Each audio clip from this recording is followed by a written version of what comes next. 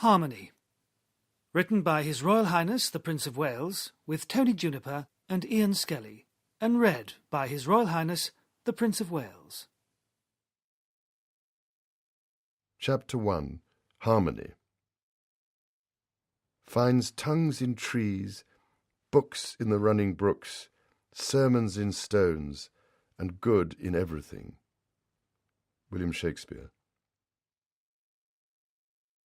This is a call to revolution. The earth is under threat.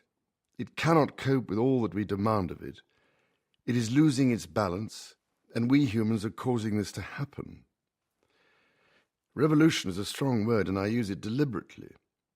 The many environmental and social problems that now loom large on our horizon cannot be solved by carrying on with the very approach that has caused them. If we want to hand on to our children and grandchildren a much more durable way of operating in the world, then we have to embark on what I can only describe as a sustainability revolution, and with some urgency. This will involve our taking all sorts of dramatic steps to change the way we consider the world and act in it. But I believe we have the capacity to take these steps. All we have to see is that the solutions are close at hand. The Earth's alarm bells are now ringing loudly, and so we cannot go on endlessly prevaricating by finding one sceptical excuse after another for avoiding the need for the human race to act in a more environmentally benign way, which really means only one thing: putting nature back at the heart of our considerations once more. But that is only the start of it. We must go much further. Right action cannot happen without right thinking, and in that simple truth lies the deeper purpose of this book. For more than 30 years, I've been working to identify the best solutions to the array of deeply entrenched problems we now face. I've tried to do this, for instance, by demonstrating the principles of what I believe to be truly sustainable agriculture through organic farming.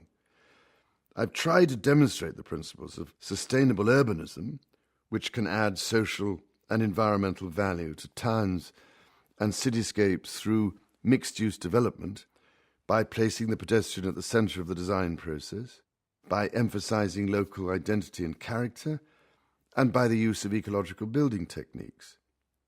For many years I've been working to create effective partnerships between the private, public, and non-governmental organisation sectors, not only to address the serious threats posed by climate change, but also to create major initiatives to try to save what is left of the world's rainforests, as well as other major natural ecosystems, such as oceans and wetlands, which are now under dire threat of collapse.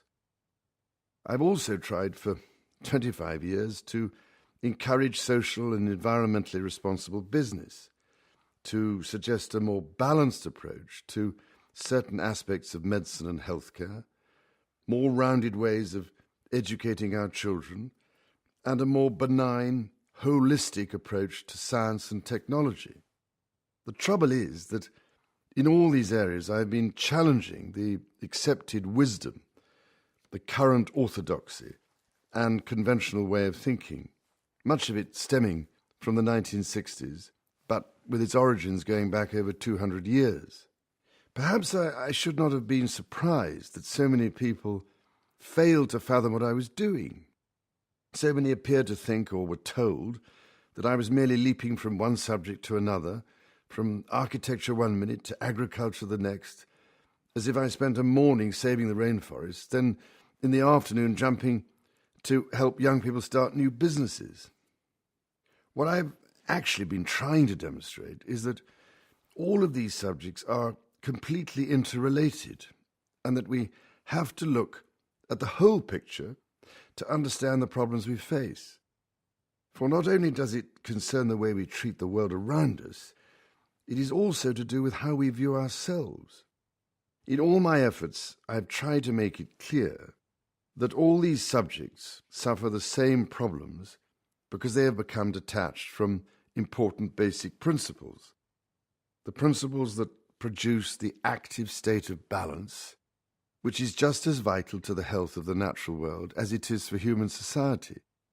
We call this active but balanced state harmony, and this book is dedicated to explaining how harmony works.